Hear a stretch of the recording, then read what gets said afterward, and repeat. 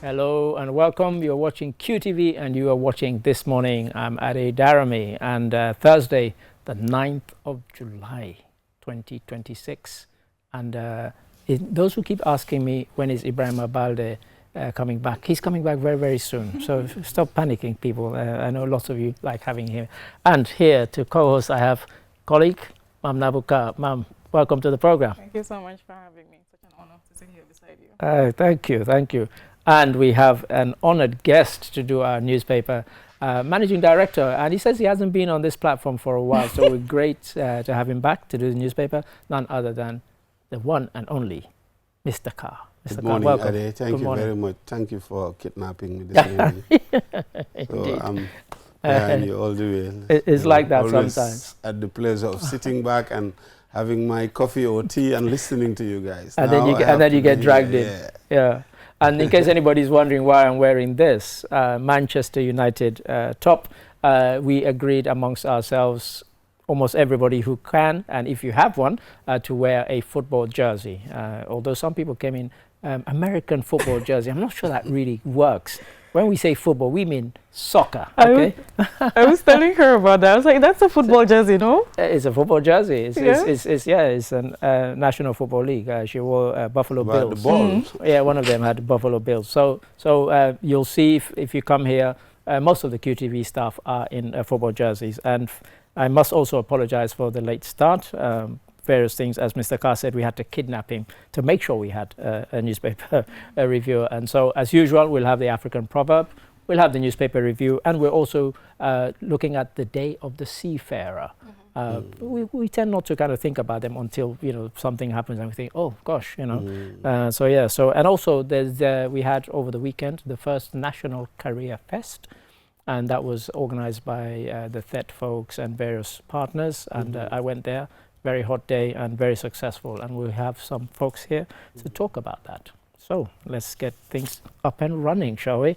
And we'll start with the proverb. I'll take it. It says, learning is like sailing the ocean. No one has ever seen it all. And this time they tell us it's a Swahili proverb. So there are about 7, 8 countries where Swahili is the main language. Could be any one of those, Kenya, DR Congo, etc., etc. So who wants to have first go? Mr. Carr, I see you nodding along. Seeking knowledge has always been something ingrained in human beings from time immemorial. If you look at the even in religion, they would say, in Islam, they would say Iqra, everything started with learn. And if you look at the explorers in those times, and people that go around from Africa to China seeking knowledge, Ibn Khaldun, some of scholars, that are known in history for going out and exploring and learning. So learning is definitely an ozone, and there is no limit to it, and no person can know all, because the disciplines, especially nowadays more so than ever, even one particular discipline can be split into many threads, where you have to specialize, in different, just one particular area. So learning is broad and it's never ending, because things evolve and things change. Sure. In life, the only permanent thing that we say is permanent thing in life is change. Yeah. And because change occurs, so learning will always be, ever existed. You can never exist. I do always. Ma'am, what's your take on that? I want to look at a very bleak part of it, because I do feel like we do live in an era where the death of intellectualism is becoming more pronounced. And I feel like people need to be given the space to know that you can't know everything, that it's safe to not know everything. Because I do feel like a lot of the times there's a lot of mockery involved and embarrassment when someone doesn't know something and don't have the courage to say, oh, I don't know something. Because then if you don't have the courage to say that, you can't be encouraged to grow and learn more and then get to know more. Yes. So I do think of that part of it a lot as well. Yes. And I mean, sometimes people get teased for not knowing stuff, but I think mainly you get teased for knowing stuff that people think you should know. But it's also a saying that only everyone knows everything. There's no one individual who says, I know everything. That's an impossibility. But this also is about, as Mr. Carr explained, it's about seeking knowledge. People will always seek knowledge. Things will always change. Ma'am and others know that my own motto is I want to learn something new every day. Yes. And I always want to do that because I want to keep my brain fresh. So every day I want to learn something that I didn't know yesterday. Yeah. And I think that helps to keep me. But sort of, it's smart people that would allow to be embarrassed and learn, rather than not knowing and then keeping it. If I don't know something, I ask about it and people laugh, then I learn about it. Then tomorrow, definitely, I become very aware and, knowledgeable about that particular thing. So you have to be somebody very intelligent to understand that you have to inquire to know, rather than just not to know and just hold it back and still remain ignorant. Yeah. So that, don't ever mind about people laughing at you for not knowing, but inquiring or asking and then know later tomorrow. Yeah, that fear of embarrassment should not be there, because there's no need to be. Absolutely. You can't possibly know everything in the world, and it's okay to ask. Absolutely. Yeah, it's okay to ask. And I think that's why people enjoy something like Corker's Street Talk, because he goes out and he asks things. Some things people should know, and some, we've only had 3 presidents, who are the 3 presidents of the Gambia, and I remember once he asked, and can you name their various first ladies? And people struggled, and I was at my desk screaming. I said, you've only had 3 presidents. What do you mean you don't know them? But things like that. But it makes the show fun, and some people, when they get the answer, they've learned something, and if you're a member of the audience and you're watching and you didn't know, you've also learned something, and that's why I particularly like the show. An answer, you itching and jumping, if you are an audience, you're like, no, that's not the answer, that's, You should know this. You should know that, and you hear but that sometimes it appears like that, but not necessarily that you should know it, because there is always something that you are ignorant about, and definitely. that is something obvious to someone else. So what might be obvious to you might not necessarily be obvious to someone me. else. So it's always good. I don't have that fear. For one, I don't have that fear of being embarrassed or asking, getting to know. I want to learn and be laughed at, and I laugh at myself as well. Exactly. Sometimes it's good to laugh at yourself and then get on with it. That's it. Because too much of this just makes you too much. Quite. Yeah. So we like this one. Learning is like sailing the ocean. No one has ever seen it all. Absolutely. We've nailed that one. So we'll take a commercial break, and after the break, we'll have the newspaper review. Join us after the break.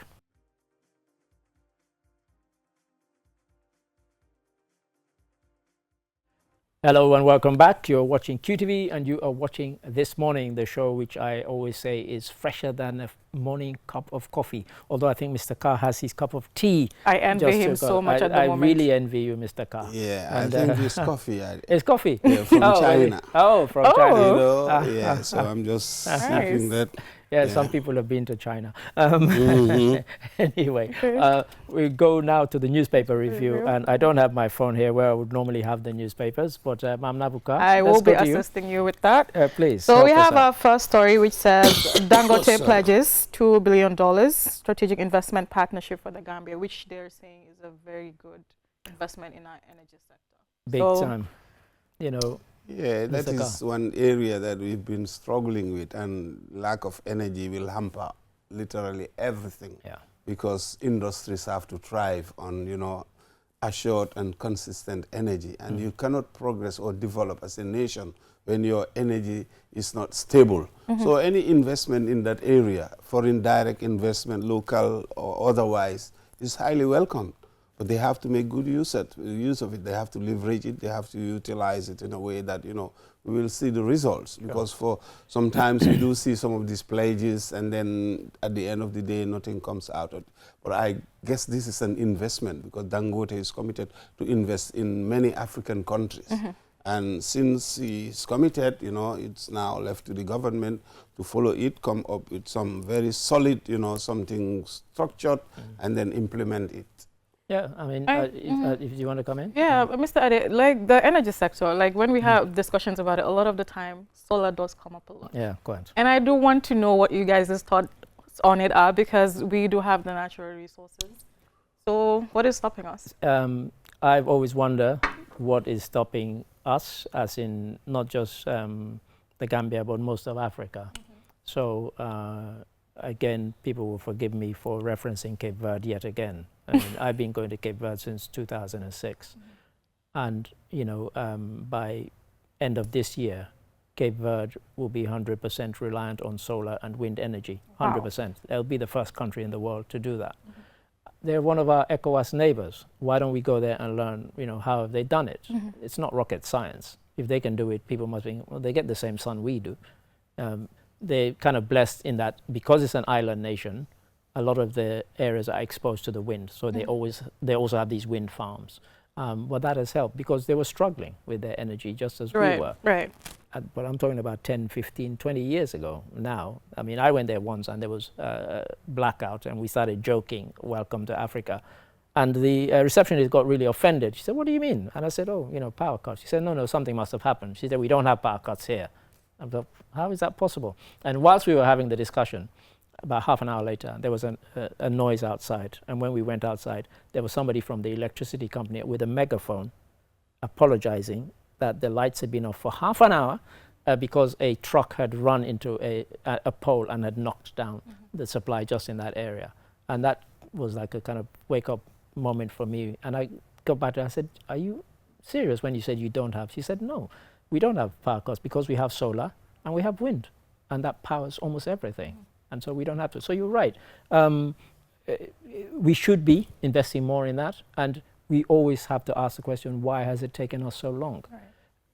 There's a town in Germany where 35% of its electricity is solar. There's no way a town in Germany gets more sun than we do. No way at all.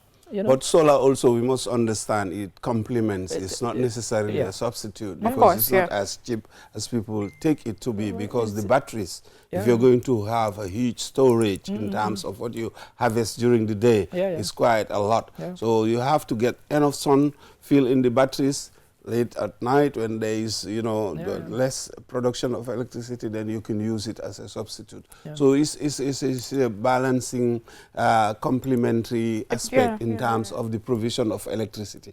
We must also produce by maybe having our own, you know, some of these machines or whatever, and then have the solar as a banking system, and then ensure that what it generates is then shared in the grid to replace what is not there, so that we can ensure that there is electricity continuously. Sure. So and you're right. I mean, it's expensive. It's getting cheaper than it was, say, 10, 15 years ago. It's cheaper now. And I met a friend on Sunday who lives here in the Gambia. She's been here since September. And in the house that she's living in, they installed a full solar system, and it cost 235,000. So not everybody has that, obviously. But she said when she hears people talking about electricity, she doesn't even know what they're talking about. She's not had 1 minute of being without, and she runs everything.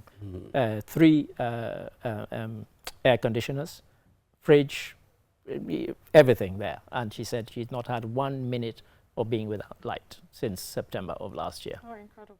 Yeah, like but it's a big expense, and not everybody can afford that. Yeah, that's true. But it could be something that could be thought about as a complementary measure. So in terms of Dangote, people really embraced the idea because when he spoke very boldly, had a bold vision for Africa, and he talked about, you know, 40 whatever billion he's going to be investing in 47. You know, and then people were saying, oh, what about the Gambia? And so now we know about what about the Gambia. He's also going to be investing here. So welcome news. Any investment into any area of the economic sector is so highly welcome. Indeed.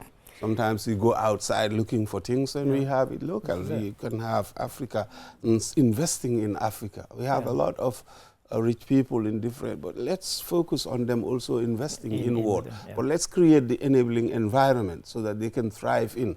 But sometimes we are confused. An investor naturally would expect returns, profit. But in Africa, when you do that, they say, you're corrupt, you are this, you are that, and then you're looking for an external investor.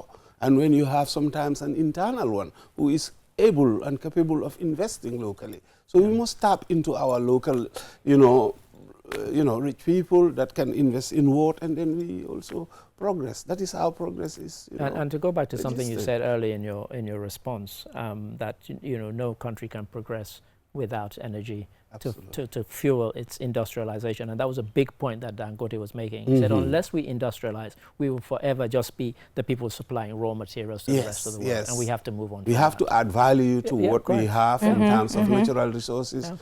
Because if you are having, let's say, some product that is raw and then you export it, then you finally buy the finished product. It costs you 10 times more than if you had added value. So that 10 times that you are giving back could have been retained, and then you'll be selling that particular product. So we should wise up now to realize that we have to convert raw material into some finished product that we can also sell and make the margins that those people were having. And the most visible one that I used to always use as an example whenever I went to a school or university to give a talk, I would say, is corrugated iron roofs.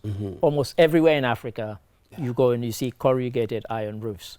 Where do they get the raw material from Africa? We sell it. They send it back to us. It's only in the last 20 years that we've started producing in Africa rather than sending it and buying it back. Absolutely ridiculous. Even shoes, we have hide, animal hide all over the place. We can develop the craftsmanship, industrialize it, and then, you know, there is so much. But it seems we're waking up now, because that's the whole point the African Caucus 2026 is leaning on. So hopefully we'll start seeing changes moving forward. And you know, they kept saying, you know, let's go beyond talking about stuff. Let's go towards doing stuff. Indeed. You know, and I think that's. But the Dangotes and the investors, they are doing it. And that is where we want to see, you know, us heading towards. You know, put your money where your mouth is and then make sure that things happen. It's very sweet to talk and write projects and, you know, they gather dust on the cells. They don't transform or translate into anything without practical action. There has to be some practical aspect to it. Then we realize that these projects are realizable and then tangible, and then we see the results. Yeah, and you know, not people might say, oh, you're kind of kissing boots or whatever, but even our own Mohamed Jah, the Q group of companies, and he didn't just say, oh, let's stay in the Gambia here. He's gone to Sierra Leone. We have QCell Salon. You have Redcoat from the UK. From the UK, that should be an example to others, really. They should go into rice production. They should go into tomato paste making. They should go. We have some local champions that can, you know, definitely invest internally. But the environment, the enabling environment, has to exist. You have to look at the taxation. You have to look at a host of other issues that would make them, you know, really assure their investment is guaranteed and protected as well. And if you invest as a Gambian, you go to another country, you should be protected as well. Sure. Because there is so much capital that you move into another place, you should be supported and protected. This is how Africa could develop. I once said that if America was a country where groundnuts were their only export crop, you would not be able to buy a single jar of peanut butter that came from another country.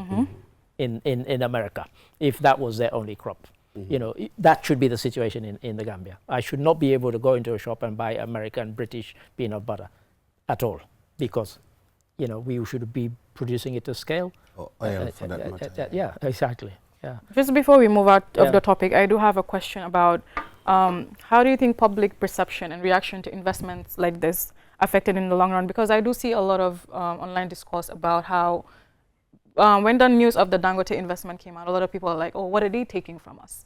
Why is that always the point of conversation, and how does it affect it long term? I think I'll jump in, because I think Malik answered it earlier. If you're a business person and you invest, you're not just a philanthropist. You're not just giving away money. Right. You want a return on your investment.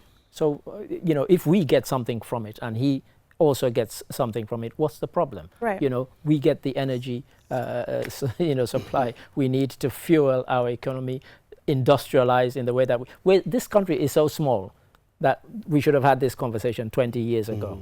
You know, and when we were discussing about Dangote, I said when he came to the Gambia, his first thought must have been, this country is so small, why have they not reached this stage already? Yeah, and it's about our mindsets, about our own. Indeed. You know, what you own, and then you tend to overlook that. Yeah. If you want to, for instance, invest into something today and you have the capacity, you would rather have somebody from outside and do it, and they are cool with that. But if you're the one that is local and want to do it, then they start having issues, big problems. That's very discouraging. We should encourage the people that have the capacity and the know-how and the ability to unlock that, Yeah. to be able to do it. Foreign direct investment is good, but if you have local direct investment, even better. It's even better. And Why should that be a problem? when I first came here, Malik said something when I first joined QTV, and we were discussing, and we were talking about rice production, and Malik was saying with the fresh water supply that we have, this business about, you know, being self-sufficient in rice, which is our staple food, he said it Yes. should have happened ages ago. Indeed. If only we had tapped into that. And that was one of our first conversations that we had. And I still recall it because it really made me go and do some research. And I thought, yeah, I even worked with the, you know, NARI people on a couple of projects based on what I heard from Malik. I thought, wow, yeah, we should be doing that. Just coming from China and visiting some industrial sites, you know, you would be impressed as to what we can do. Yeah. These people, they are not magicians or anything. It's just hard work. Yeah. And the tools are there now all over the world. The knowledge is there. You just have to click a button and you will learn a lot about rice production or even aquaculture. Yeah, quite. You see an area, we went to an area around the Lake District in China where they're doing aquaculture. They're growing fish farming. So they're producing a lot of fish. Yeah, quite. Yes, you do have the sea, Yes, yeah, but yeah, we can quite. even do that Yeah, locally. quite. Some people can be trained to be producing, and these things are, they are doable. They are not things that, you know, that are out of touch or out of reach. Yeah. But we have to change the mindset, Yeah. and the investment have to be real. It has to be there. I mean, government has to really ensure that, well, this is deliberate investment. Sure. When you ask Chinese, they said we made deliberate investment into agriculture, billions and billions and billions, and then the returns start coming back and it pays. The dividend is there. Ultimately, it will pay itself. Yeah. But that has to be a deliberate policy designed and targeted for that. That's it. It Yes. looks like Dangote has really got us talking. I think we better get another Let's story. move on to the next story. And here we have government asks for time to respond to inquiry on sale of Jame assets.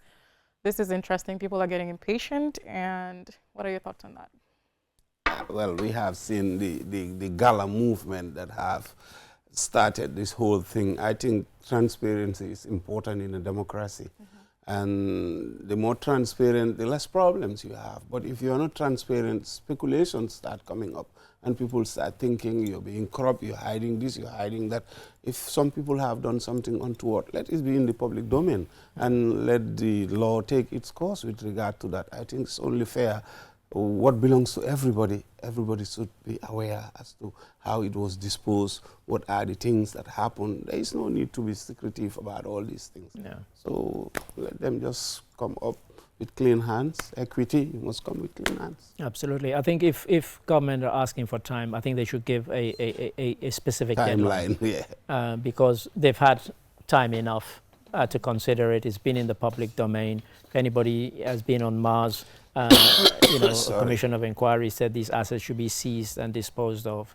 And then through leaks, we got to know that there'd been some kind of nefarious, dodgy practices in the disposal of those assets, which was rather ironic. And that is where we are. And as Malik said, that is kind of what led to the formation of GALA, Gambians Against Looted Assets. And so, yeah, I think, you know, if you're going to say give us more time, the question one needs to ask is how much more time? Give us a date, give us a deadline. Otherwise, we'll Do you think there needs to be a why in there as well? Why do you need more time? It could be. There could be because I think it's quite complex, and because I think also the way that they were disposed of. We saw in the commission which looked at how they had been disposed of. Certain records were not even kept. Proper records were not kept. So I don't think it's easy, and it's definitely one of the failings. And you wonder whether the non-keeping of records was deliberate or accidental. So I think all of that has to be looked into. So it could be quite complex. Yeah. It could be quite complex. Could be complex because public trust is really fragile right now. Yeah, in yeah, regards yeah, to quite. things like that. Quite. Yeah. So we move on to the next story. It says, why Supreme Court refused to reinstate Modu Ceesay despite finding his removal unconstitutional? Yeah, I mean, you know, which newspaper is that one? Foria. Foria. So Foria has that one, and we had yesterday Lamin J. Dabo, counsel, who represented Modu Ceesay in that. And, you know, he kind of went along with the idea that I had, which is that, yes, you can reinstate somebody, but they are going to be working with an executive that has already shown that they don't want him. You know, public want all this drama because essentially that's what you're going to get every day. It's very sensational. They've told you that we don't want to work with you. And then the court insists, yes, you must. Trust me, he will spend less time doing his work and more time fighting the people who don't want him to be there. And essentially that's what his client said. The counsel said about his client. He said, there's nothing to be gained by foisting him upon an executive that has shown it doesn't want to work with him. They'll be at loggerheads every day. Who benefits from that? This is Nobody. just an analogy in a marital relationship which has broken down completely. Irretrievable. So it's not something that you want to bring together. Yeah, I can understand that what the sentiments are about, that when there is a wrong, it must be reflected in terms of the restitution. Yeah, quite. But then in this particular instance, like LJ argued, I have argued with some friends on this particular point. It's a mooting issue to say, well, they have established, for me, they have established in law that what had happened was unconstitutional. That's it. And that is it. Then what follows in terms of sweetness, you give, but the taxpayers also are losing out. That is also another contradiction that has really, you know, caught people, you know, like, hey, are we going to keep paying this person up to 2035 plus 4 million, and what are we? So that balancing act that the Supreme Court did is something, you know, kind of, you know, I don't know, they should have had the audacity to just, but it's not easy as it comes across. But the underlying thing is established now in law that some particular positions that are hinged in the Constitution as people where you have to have certain criteria before you touch them, it's very clear. There is no ambiguity to that when it comes to law any longer. So, but then still, it shows the executive, if they can afford to pay you, they can still do the same with the IEC chairman. They can do the same with some of these institutions that are meant to be protected because of integrity and the responsibility or the roles that they've been assigned to. So that is the kind of gray area that is really disturbing. Yeah, well, this is it. And you know, before this case even a ruling was given, and I'm not trying to kind of say that I know everything. You know, you just went to section 158 of the Constitution. Of the Constitution, you know, subsection 5, I think it is. And it's clear. Once it uses the word only, your hands are tied. These are the only conditions on which you can remove somebody. There's no room for, there's no wiggle room. And if the removal does not meet that criteria, then it's unconstitutional. It was cut and dried. So it was certain that they were going to win, you know, and then as Malik says, the further judgments regarding recompense, financial recompense, is what people have a problem with. But, you know, look, we either have that or we have a kind of really an unrealistic, we live in the real world. Reinstating him was not a realistic option. Because you end up with somebody who is having to fight people every day of his working life, and who gains from that? Nobody. So I think people need to move on from that. It's not going to happen. I don't think it could have happened, should have happened. Like you said, it's like somebody forcing a divorced couple to live in the same room because of what? You know, the divorce is broken down. It's irretrievable. I think the wonderful part is the law played out the way it was supposed to. And we have been reassured considering the type of past we've come from. So I think it's a good thing.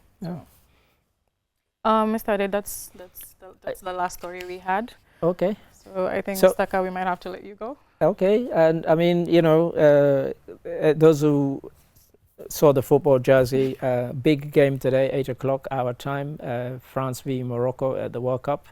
It's a quarter-final, and go Morocco. And just before I came, I just read an article which said this is not just we have to support our African team.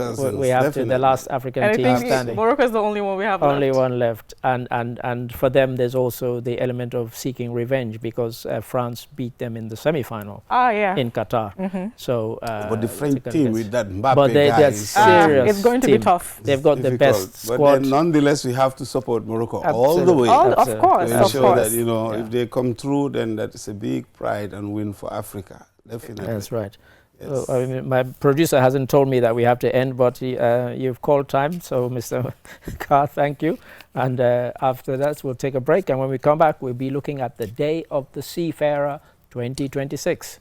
Join us after this break.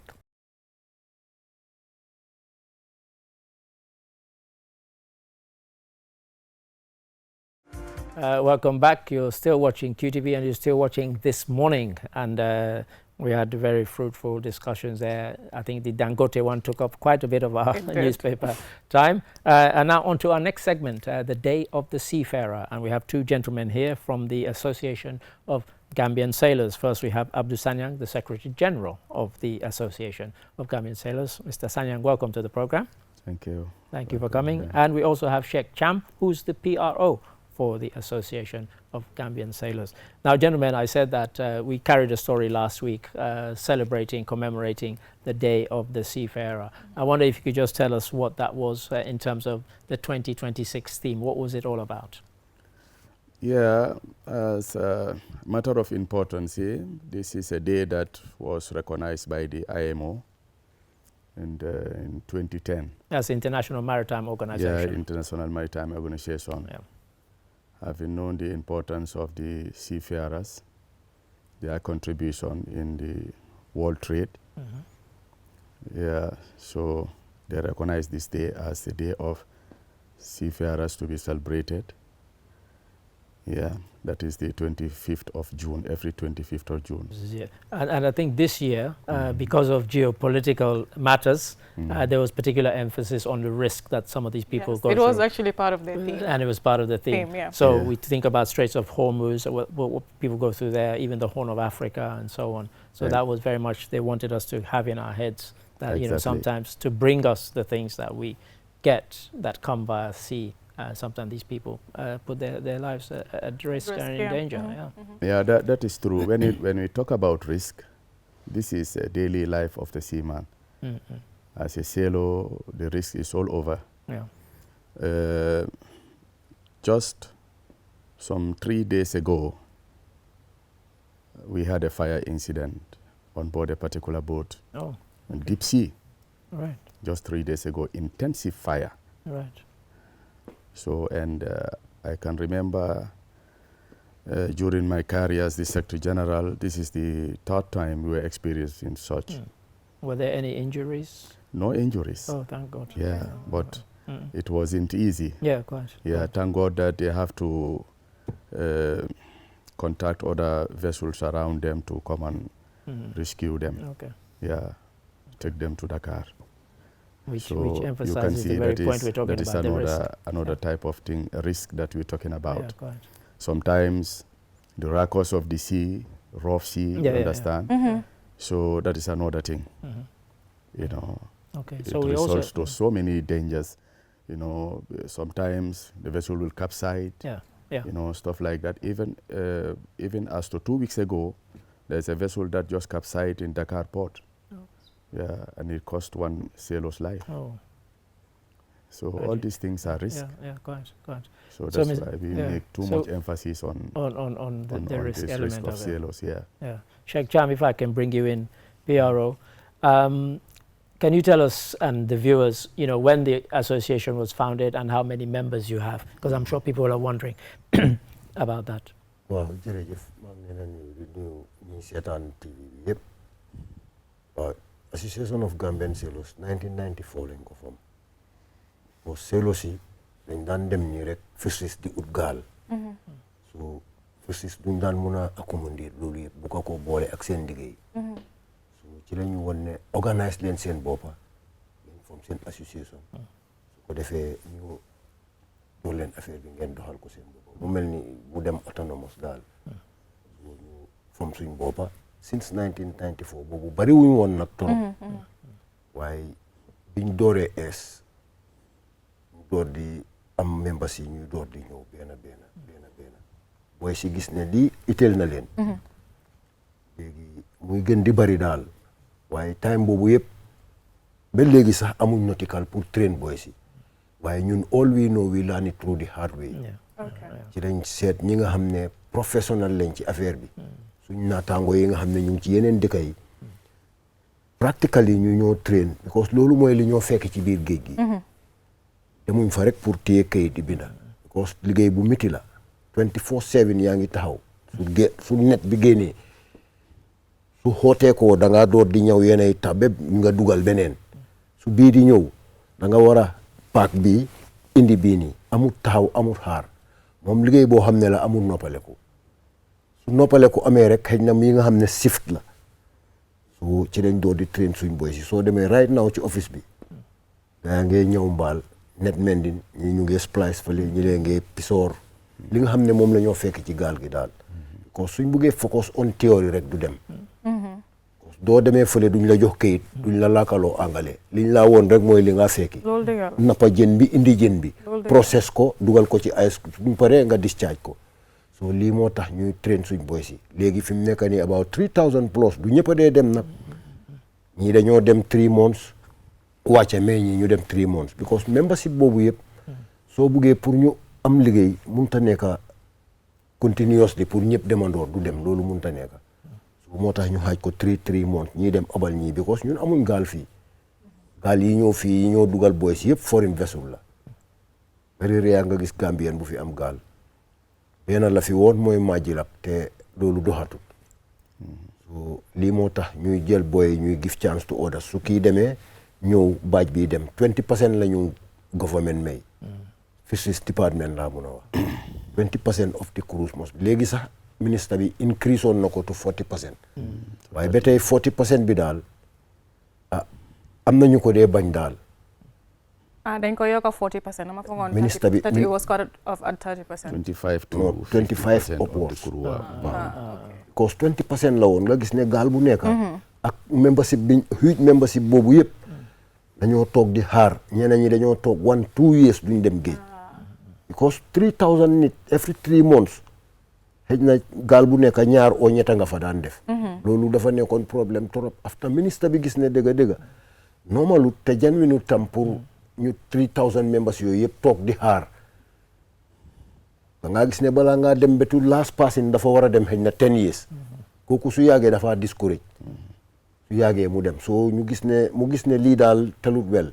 mu ne xaaral mu yokk percentage bi waaye ba tey rek ñun percentage bi arrangé wuñu baax na nag liñ ko am waaye arrangé wuñu suñ buggee xale yi liggéey parce que xale yi bugga nañ ko de soo demee right now tey ñun dañ daan dem ci yeneen suñ neighboring countries yi gaal comme tey yow nga am gaal nekk foreigner sa agent na fi nekk mu indi ne 20% bi dem yeneen dañoo dem time boobu 20% boobu ñu delloo si ko because amuñu woon experience Right. waaye léegi ñu ngi challenge sub region bi yëpp fi mu nekk nii soo demee Dakar most of cruise yi nga gis ci naka foreign vessels yi yëpp ay Gambian lañ ba Seychelles Mauritius Singapore Taiwan yooyu yëpp suñ boy si yaa ngi fa even Greece bu yaagut ñu ngi am boy boo xam ne moto mécanique la daan def waaye dañ ko indi train ko ba nga xam ne léegi marine engineer la Wow. loolu yëpp through the hard way de because ñun fii amuñ nautical waaw It is just as So, yes. recent as Mr. Zanya. some 2 years ago that we have this thing,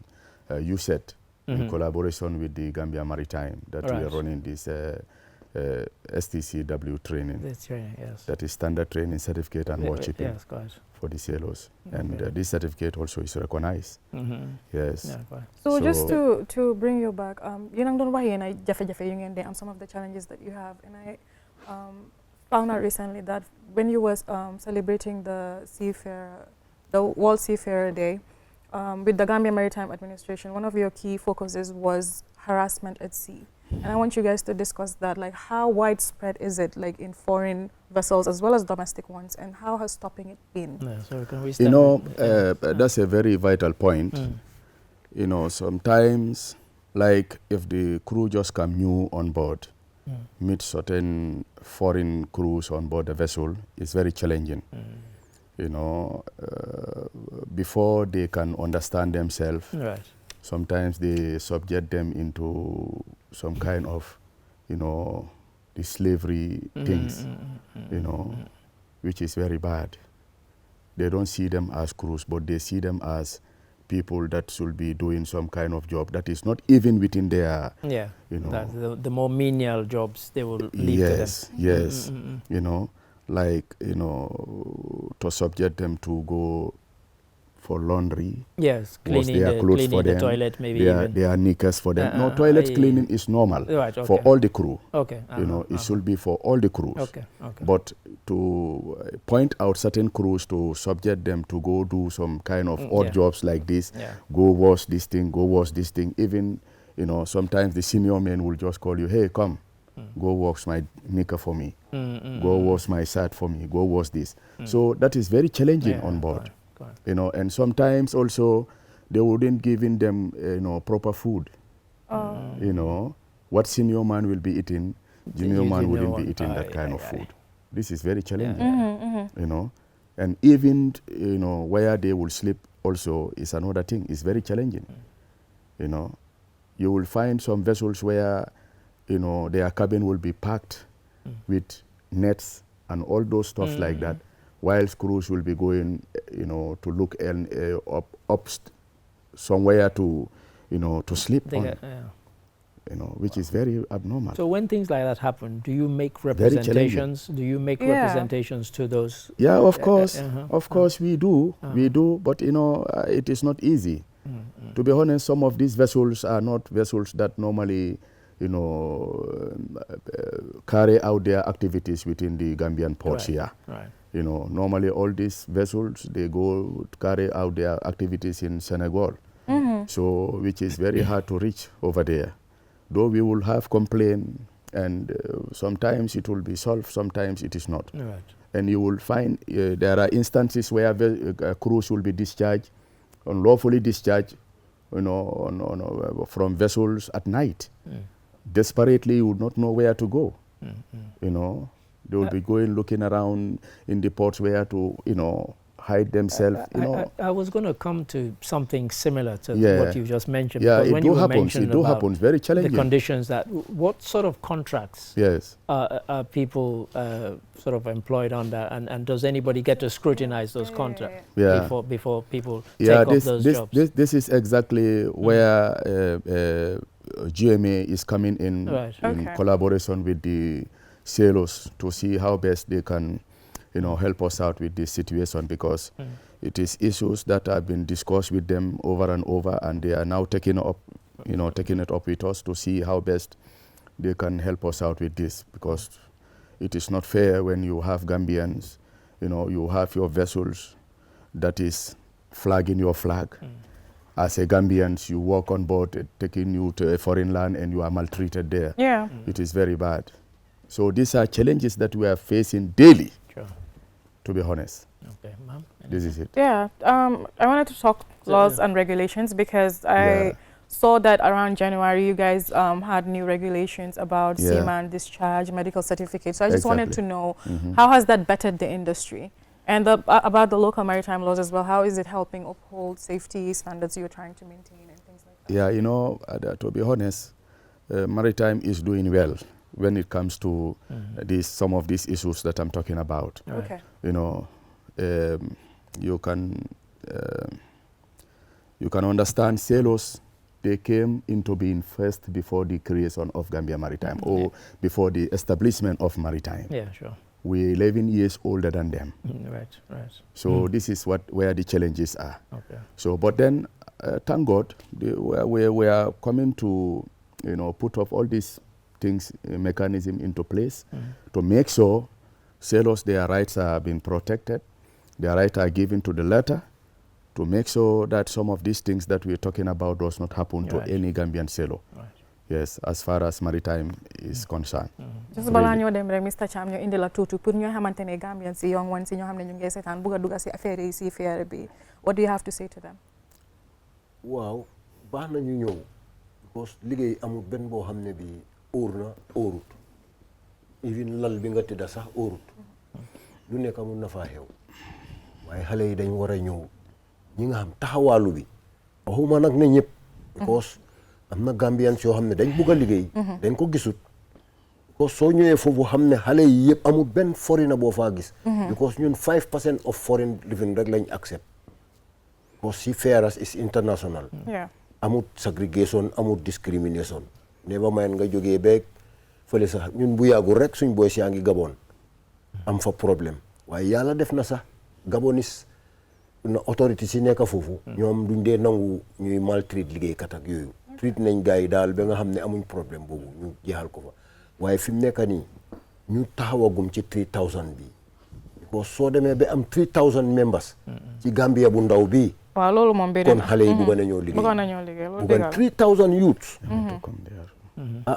xale yi bëgg nañoo liggéey problème bi mooy gaal yi nañ doy nga gis ne ñoom ku dem tey mun ngaa continuer because am na ñoo xam ne dañoo liggéeykat yu baax lañ dañoo dem capitaine bi maintain leen fa te contrat bi dafa ne 3 months da nga war a wàcca waaye am na ñetta ñoo xam ne ñii ñu fa capitaine bi su leen bàyyee rek gaal gi dafa handicap because am na lu musuta am ci gaalam kon pour naka développement mu ngi am ci boy si capacity building daal mu ngi am boy si yaa ngi improve suñ demaan ba ñu daan wàccee ne ñi mënuñoo liggéey tey ñu dem bay challenge sub region bi di maintain Gambian si kon boy si bugga nañoo liggéey kon ñuy seetaan su fekkee di ngeen loolu mun ngeen a join. It's a good initiative. And I think Mr. Sanyang wanted to come you want in. to add something? Yes, You have 30 seconds. Yeah, he has touched on a point that is very important, and that is the job opportunity from the side of the sailors. To be honest, looking at the membership, the opportunity given to Gambians in terms of crew quota on board foreign vessels, to me, it is very little. Okay. It is very little concerning, if you check the number of membership, some of our members used to be on the waiting list for almost about 1 year, which is not good for the profession. You know, like if you should wait until 1 year, if you go on board, you know, it's like you starting new. Okay, yeah, sure. You know, which is very challenging. I think And some of these captains, the owner of the vessel, they don't understand. Because on board vessel, if you go, sometimes the challenges is this seasick. Yeah, sure. You know, Exactly. your eyes will be torn in Seasickness, here yeah, and there. yeah. But that doesn't mean that, you know, you are not ready to do the job. Yeah, correct. Because of the long awaited period before going back. Yeah. That is the challenging. But after, if they can understand you just for a couple of days, you know, that you pick up and continue. But this is the problem. I think- Instead, I instead, think- if the vessel come back, Yeah. they said, no, this guy is not a worker. Mr. we just Sanyang, drop I'm him." told we've run out of time. Yeah, so- But thank you. Thank you Anyway. both, Mr. Sanyang All right. and Sheikh Cham, for coming. All right, And thank we hope that we will be commemorating the Day of the Seafarer again next year. And inshallah, Inshallah. we won't have the same Thank you. problems to report. But thank you very for much. coming. Thank you so much We for appreciate coming. it. We Thank really you. appreciate it. We'll go for a commercial break, and when we come back, we'll be talking about the impact of the first National Career Fest. Join us after this break.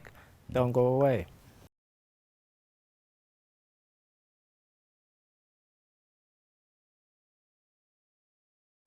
Hello and welcome back, and I hope you enjoyed the discussion there with the gentlemen from the Association of Gambian Sailors. We were talking about the Day of the Seafarer, and now we go to our final segment. And over the weekend, we had the first National Career Fest. I was there for part of the time. I have to say it was really hot, and but there was a fantastic turnout. And here to talk about it, we have a couple of ladies. We have Kumbel Good, who's Director of Infrastructure and Strategic Partnerships, and they're both with the THET Fund, by the way. And we also have Yasin Sanya, who's the Director of Education Support and Workforce Development. Welcome to the program. Thank you for having Thanks us. for having us. Yeah. So I said I was there at the Career Fest. Who wants to go first in telling us why did we have a Career Fest? Yeah, so we had the first National Career Fest on Saturday at the GCCI Trade Fair grounds as a way to begin supporting students in connecting with their career pathways, to understanding what it is actually that they want to do, connecting skills that they need, connecting their strengths to employment opportunities, to entrepreneurship ventures, basically just working towards a betterment of themselves and contributing to national development. And is this because we don't have a tradition of having... I was amazed. When I went to England in 1970, every school had a career guidance officer.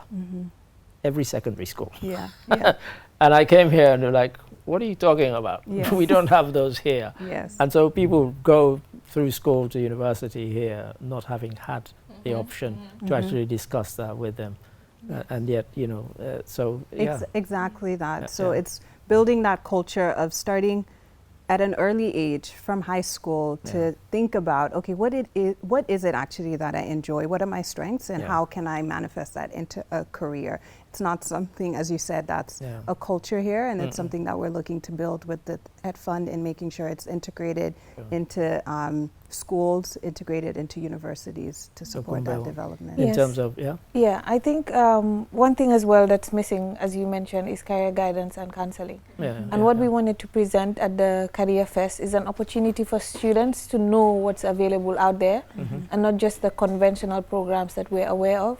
So we had mentorship circles where individuals from different careers, some that individuals have never heard of, where they're discussing, talking to students, and just guiding them through what process could take them there. So at least they know what options are available. We even had the university as well. You said other academic institutions as well there to guide students that want to, get into the university. What are the requirements? What are the programs that exist? And students were very active around that around that zone. I saw them. So it was good that they were excited about the opportunities, not only in terms of a career, in terms of a job, but also in terms of the academia. What course or what programs can I take? It was very interesting to watch, because having to see the news item that Usman did on it was brilliant, by the way. And a lot of these students were like, at first, when they were trying to go, they were not sure about what they were going to find there. But a lot of them, at the end of the day, were like, oh, I networked a lot. I found out about a lot of things that I didn't know before. And there was even one that said, oh, I managed to acquire an internship, which is wonderful.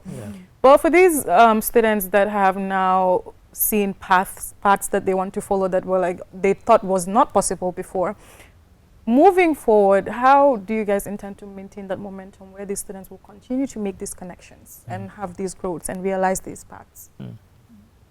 So one thing that we've started prior is to be able to at least have a channel where we can easily access all the students. So data for us is important. So we kept a record of all the students that registered and also those that came on the day, because we had a registration period before. So we have a record of all these students and are able to access them. So whether there's opportunities that we have, scholarship programs, mentorship programs, whatever activity, education related, and that can help in their career, we hope to be funneling this to them. We also shared a few of our contact information. I also saw a few of the mentors share their contact information where students can reach out to them. After the Career Fest. So our office also has an open door policy. Students can come in to inquire about more information. We had a few come in some weeks back, and that's just how we want to maintain the momentum. We wouldn't be able to meet the students one-on-one, but we are readily available to share as much information as possible, either on our social channels or on the channels that we've created to interface with the students. And on the day itself, as well as students having those interactions, you had a series of speakers, Mohamed Dabo, the GRA, Professor Gomez. Tell us about that. What was the thinking behind having those people speak before? Yeah, I think it was important, especially for the first one, to have an opening and to have our minister, of course, Prof. Gomez there to give the keynote, to show the importance of the initiative. We need all of them. We're key partners in planning and implementing, but to just show the impact of what a national Career Fest could have. It's the first one.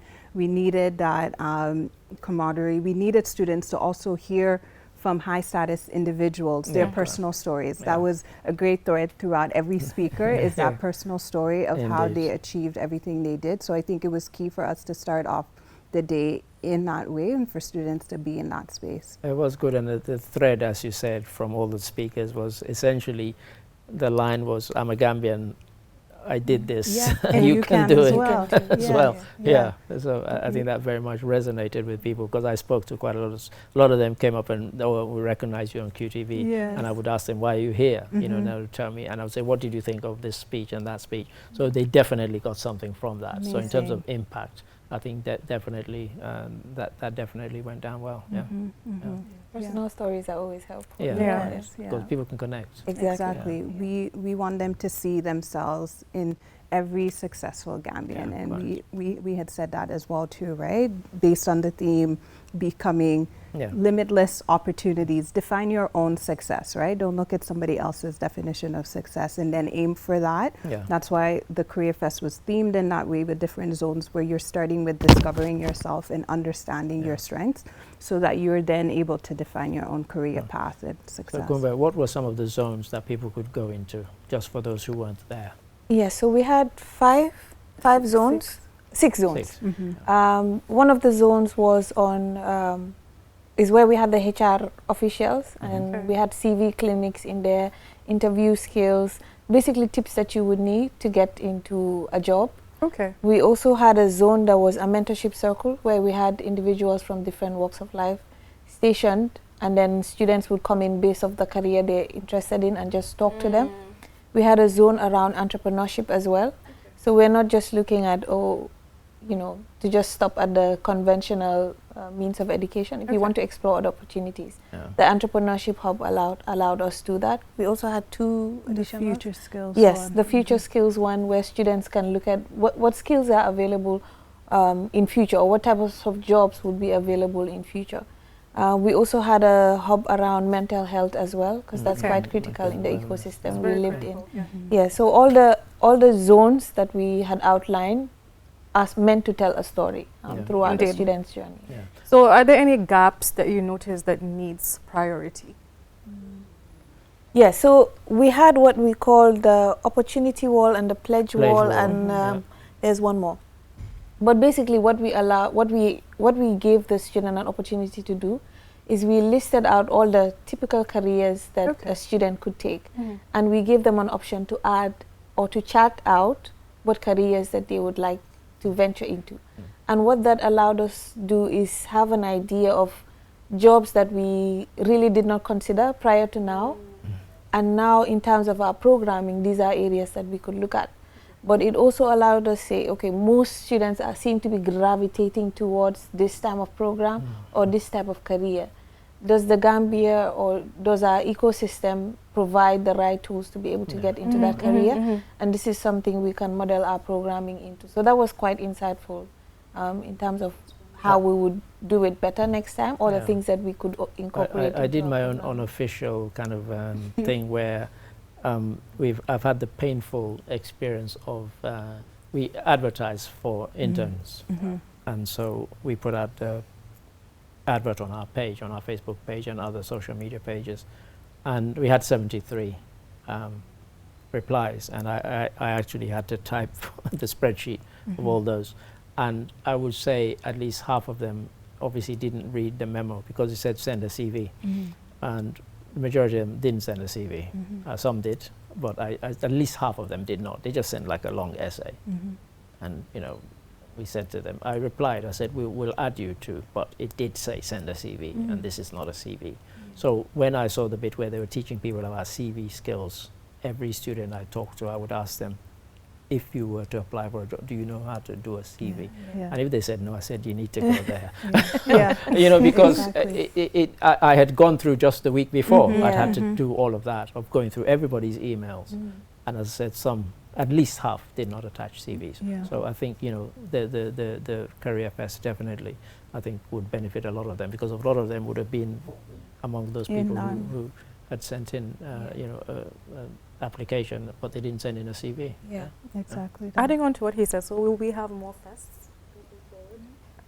People were already asking Yes. that. When's so the next one? When's the next one? Because I want to go. Yeah, exactly. And we're looking at that. So we're looking at doing some upcountry as I was well going too. to ask that. Yeah. So we did have some students who came down from there. I was actually quite surprised, quite a number. Yes. Oh, really? Yeah. So I was really we surprised. made an effort to connect with the TVET institutions upcountry to get their students to attend. Yeah. But of course, it'll be more impactful if we're able to bring Yeah. it there. So I'm sure that will be in the Yeah, works. I mean, it has to be a kind of continuous thing. Yes, and for you know, sure. It's the first, as you said, first here, Yeah. and then we take it regionally. Yes, I think that has exactly. to be the aim, Yeah, so that people don't have to travel these long distances. And of course, there might even be Precisely. job opportunities regionally that people can Exactly. look at, and they might not. Not everybody has to work in Greater Banjul. Exactly. You know, That's and exactly or the in plan. Kumbo, so yeah, Yeah. that's good. So long term, how do you see this changing mindsets of students? Because a lot of students coming out from high school, a lot of them don't know what they want to do, and they go into university. They pick the next convenient thing, and obviously it does affect their confidence along the way because you're working a job you don't really like. You don't know what else you want to do that you might like. So long term, how do you see this changing the atmosphere around students, around their confidence, what they could do, how successful they could become in the future? That's exactly what we want. We want students to start to question. We want students to start to explore. We had said it's just one day, it's a few hours. You're not going to get all of the answers Of you course, need for yeah. those who attended, but hopefully it starts to spark in the minds of all the other students as well too, of like, oh, maybe I should ask some questions. And there's people who are open to connecting with me and sharing as well too, because networking, especially networking up, can be intimidating, right? But there's so much value in that. You don't need to meet with a CEO for you to understand who your journey is. Even somebody in an entry-level position can still provide you that valuable information. So we hope it starts to spark that curiosity in students. And as you mentioned, if it starts to become a culture within our institutions, within our schools, then we'll have students who are prepared to ask those questions, but also change their minds. I studied accounting. I'm working in education now. There's always time to change. It's not one straight. And you say coming out of high school, they don't know what they want to do. I still don't know what I want to do. that was my... We're all becoming. That was my becoming. So, you know, there's always something else that one could be doing and one should be doing. But I think there's a big thing coming up that we must give some time to. And that, of course, is the Pleasure-thon. And so I don't know which of you wants to take that on and what it's all about. I've been involved in it, but I can't lead on this one.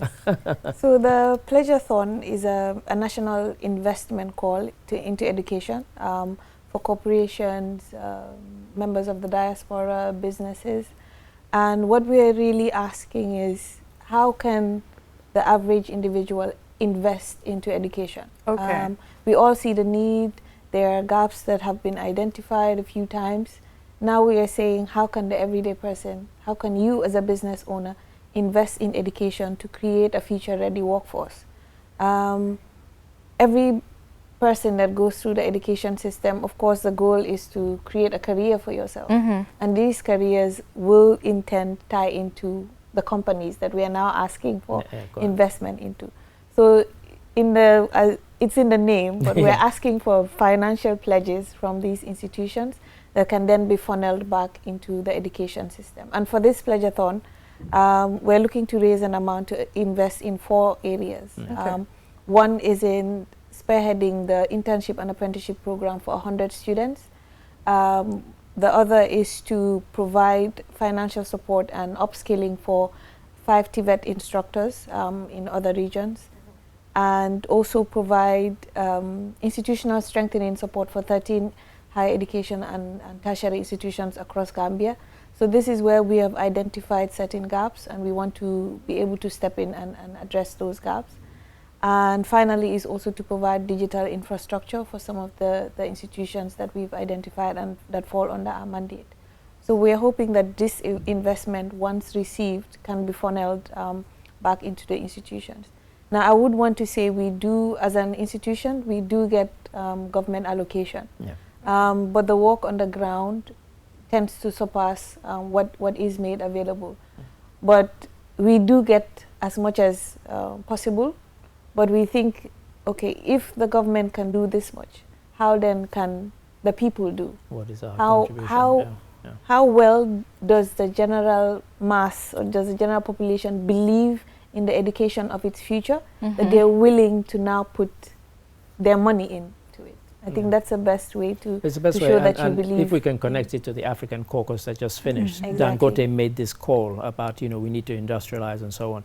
Some of the technology that we're talking about, unless we have people who we have educated to take over, we're going to be importing people, paying them, expat wages, paying for their family, paying for all of that. So it's an extra kind of burden on us. And so we have to build. It's our future that we're building, not that somebody else's. Exactly.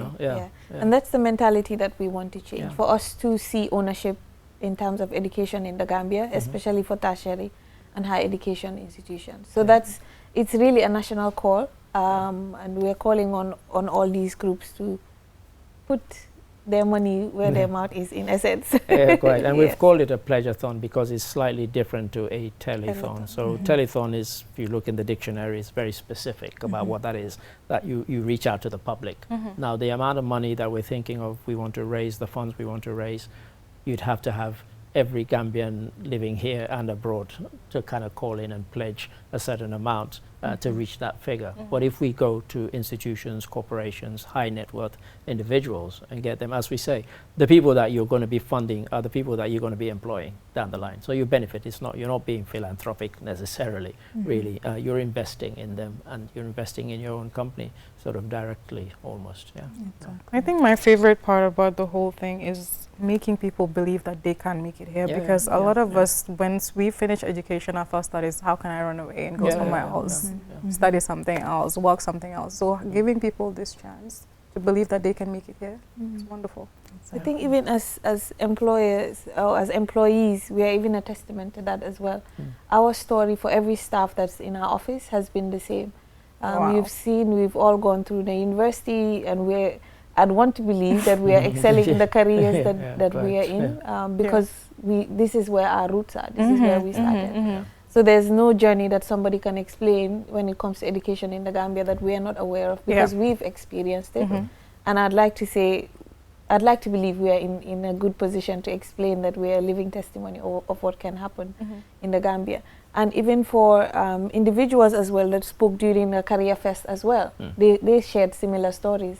So it's an investment, like I said. Money is being put in because you know the result will benefit you, will benefit the nation. And that's exactly what we're making a call. So we're building tomorrow one pledge at a time.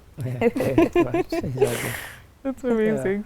So what can people look forward to in terms of, imagine we get everything and more that we've kind of gone to seek for in the pledge?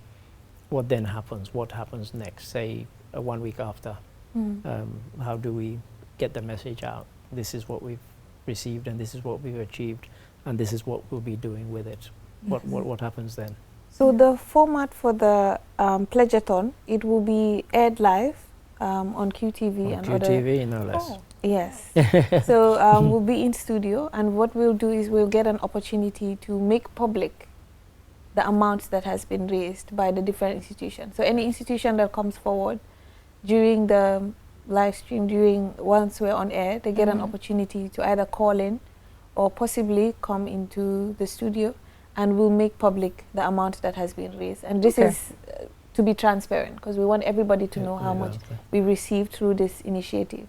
And once that amount has been recorded and we've compiled all, we'll do a public announcement as well that this amount has been raised during the Pledgeathon, and we'll identify all the different areas. Whilst we're on air, we'll also explain the different areas that the financing would be placed into, so it's clear that amount is actually already budgeted. So if we do raise the amounts that we are targeting, that will be beautiful. Of course. If not as well, we'll keep walking towards it. And again, in our efforts to be transparent and accountable to the public, after we've received these funds and financing has been placed into the different programs, come the end of the year or 3 months down the line, we'll put out an impact report to just show where the money has gone into, what the impact that it's making within these different institutions and individuals, and so on. I mean, on the evening itself, we wanted to be really bubbly, alive, interactive, engage people. So there'll be entertainment, and some of the institutions and the ones who are pledging, they might come with a big check to show the amount that they're pledging, because it's a good photo opportunity for them. And it's also about transparency, as Kumbal said. So, very much, that, and we hope people will really kind of get into it and support it. But it will be on QTV, July the 18th. July 18th. Yeah. So that's the evening and the night to look forward to. And of course, the chairman of the fund is our own chairman. Exactly. So and we really hope it will go with a bang, and we hope that we can really get people to buy into the fact that yes, you're contributing to Gambia's future. and you have a part to play as well. So as Kumbel says, we're also reaching out to the diaspora. You know, this is a country where, let's be honest, you know, its diaspora contributes in terms of just remittances about $1 billion a year. You know, in terms of Africa, 54 countries, Gambia is ranked 9th. That doesn't even make sense to me every time I say it, apart from the fact it's a fact. You know, we shouldn't be anywhere near 9th in terms of the amount of money we send globally, annually. And yet that is the truth of it. So people already are investing, albeit usually it's to friends and family. But nonetheless, you're actually investing in the country and the country's future. So yeah, we hope people will come on board. Yeah, I hope so. Yeah. So you have 10 seconds each for a final word.